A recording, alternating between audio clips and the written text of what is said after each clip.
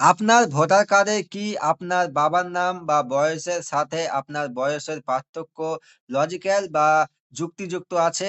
বা আপনি কি জানেন বর্তমানে প্রায় ২৩ লক্ষ ভোটার এমন আছেন যাদের বাবার নামের জায়গায় একই ব্যক্তির নাম ব্যবহার করা হয়েছে?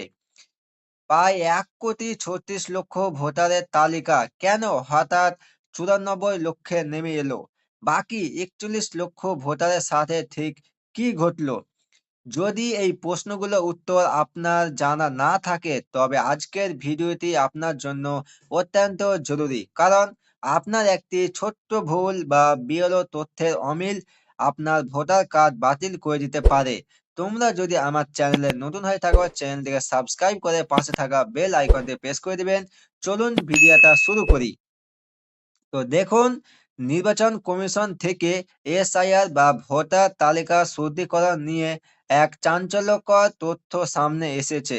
শুরুতে ১,৩৬,০০,০০০ ভোটারের তথ্যে বড় ধরনের অসঙ্গতি বা যাকে কমিশনের ভাষায় বলা হয় লজিক্যাল ডিসক্রিপেন্সি পাওয়া গিয়েছিল, কিন্তু সাম্প্রতিক রিপোর্ট বলছে এই সংখ্যাটি বর্তমানে কমে ৯৪,৫১,০০০ দাঁড়িয়েছে। অর্থাৎ প্রায় ৪১ লক্ষ ভোটারের তথ্য ইতিমধ্যেই যাচাই করে শুদ্ধি করা হয়েছে। তো এত সংখ্যা নেমে এলো কেন? বিএলওদের এটার উপরে কি ভূমিকা? তো দেখুন, এই সংখ্যা কমার প্রধান কারণ হলো বিএলও বা বুথ লেভেল অফিসারদের মাঠ পর্যায়ের কাজ।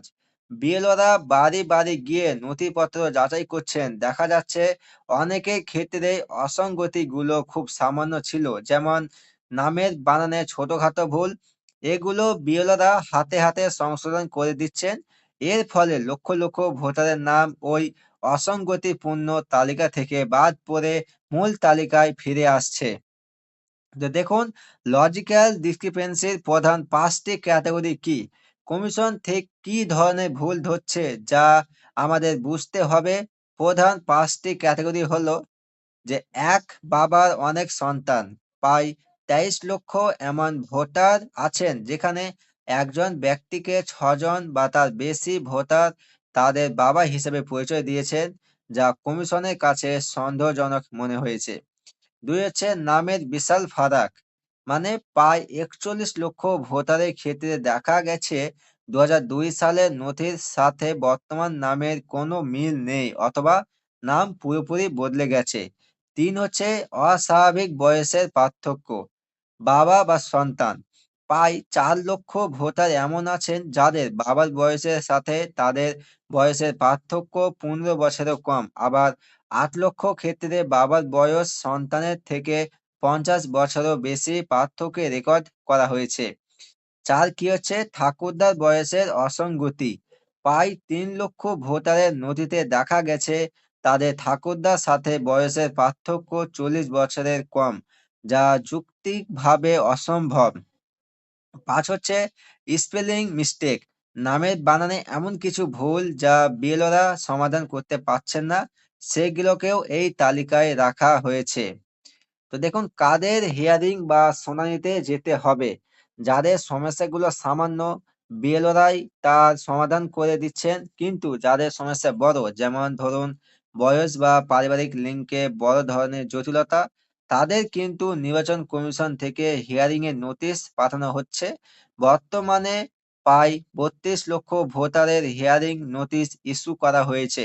আপনাদের কাছে এমন নোটিশ আসলে নির্দিষ্ট নথিপত্র নিয়ে অবশ্যই শুনানিতে হাজিরা দিতে হবে।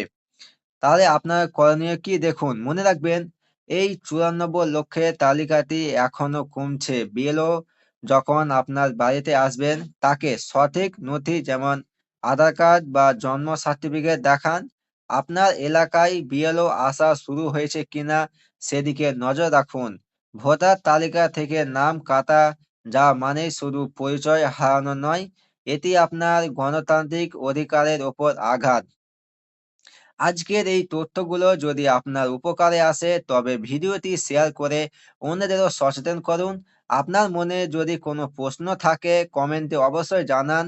এসআইআর এবং ভোটার কার্ড সংক্রান্ত নিয়মিত আপডেট পেতে আমাদের চ্যানেলটি সাবস্ক্রাইব করে বেল আইকনটি প্রেস করে রাখুন।